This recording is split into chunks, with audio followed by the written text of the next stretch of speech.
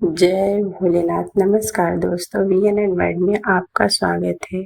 आज हम जानेंगे पूर्णिमा तिथि कब पड़ रही है एवं पूजा विधि, किस प्रकार पूर्णिमा तिथि पर पूजा की जाएगी इसके बारे में जानकारी, और स्नान दान की पूर्णिमा सत्यनारायण भगवान की व्रत कथा किस दिन हम सुनेंगे। इन्हीं सब विषयों के बारे में आज हम जानकारी प्राप्त करेंगे। दोस्तों आइए सबसे पहले हम जानते हैं कि पूर्णिमा तिथि कब पड़ रही है। जैसे दोस्तों कि आप सभी को पता है कि उदया तिथि का व्रत और तिथि ली जाती है, इसलिए हमें उदया तिथि पूर्णिमा की 21 जुलाई को मिल रही है।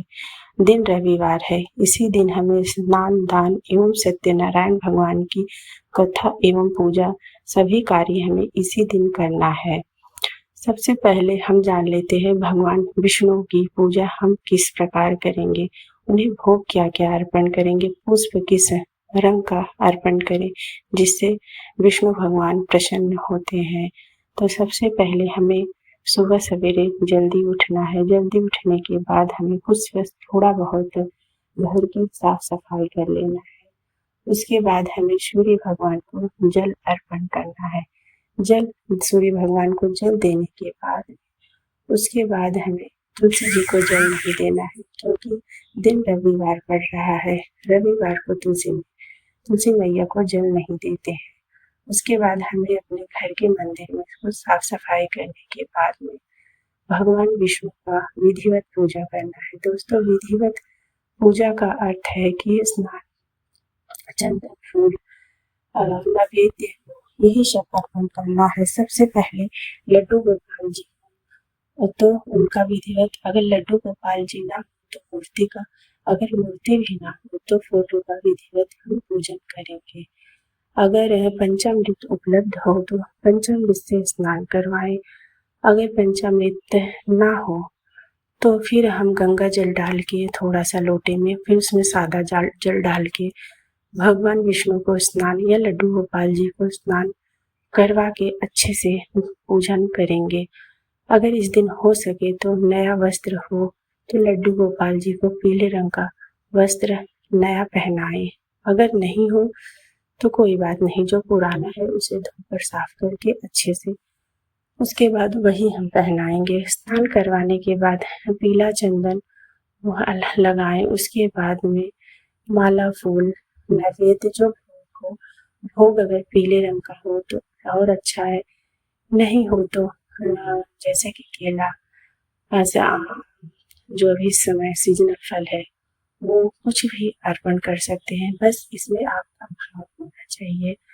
भगवान वस्तुओं के भूखे नहीं होते हैं, भाव के भूखे होते हैं। और यही सब अर्पण करने के बाद उसके बाद हम हो सके तो सत्यनारायण भगवान की पूजा पंडित के मुख से सुने तो बहुत अच्छा होता है। अगर नहीं सुन पाते हैं तो पूजा के साथ हम यह सत्यनारायण भगवान की व्रत कथा सुन सकते हैं या खुद पढ़ सकते हैं। अगर पढ़ भी नहीं सकते हैं तो मोबाइल में रख दें लगाकर और उसमें सत्यनारायण भगवान की कथा सुन लें।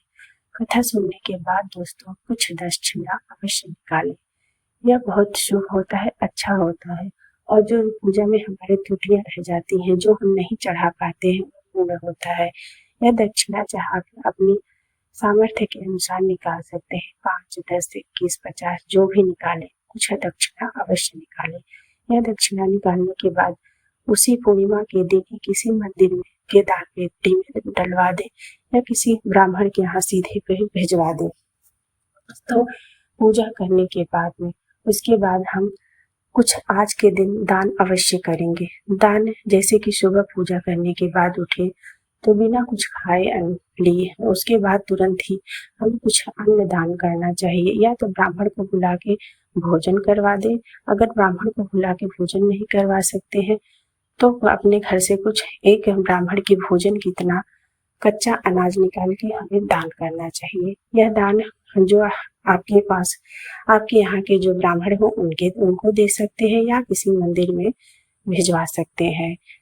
दान देने के बाद उस सीधे के ऊपर कुछ दक्षिणा अवश्य निकालें। दक्षिणा के साथ में यह सीधा, हम लोग यहाँ सीधा बोला जाता है, इसलिए सीधा बोले तो सीधा पंडित के हाथ भिजवा दे। उसके बाद यह पूर्णिमा तिथि पे पूर्णिमा तिथि पे पीपल वृक्ष की पूजा काफी विशेष महत्व होता है, लेकिन इस बार पूर्णिमा तिथि रविवार दिन में पड़ने के कारण इस दिन हम पूर्णिमा तिथि पर पीपल वृक्ष की पूजा एवं जल नहीं अर्पण करेंगे, क्योंकि दोस्तों आप सभी को पता है कि पीपल हमें रविवार के दिन दरिद्रता का वास होता है। इसलिए इस दिन हम ना तो पीपल की पूजा करेंगे, ना जल देंगे और ना ही शाम को वो पीपल वृक्ष के नीचे दिए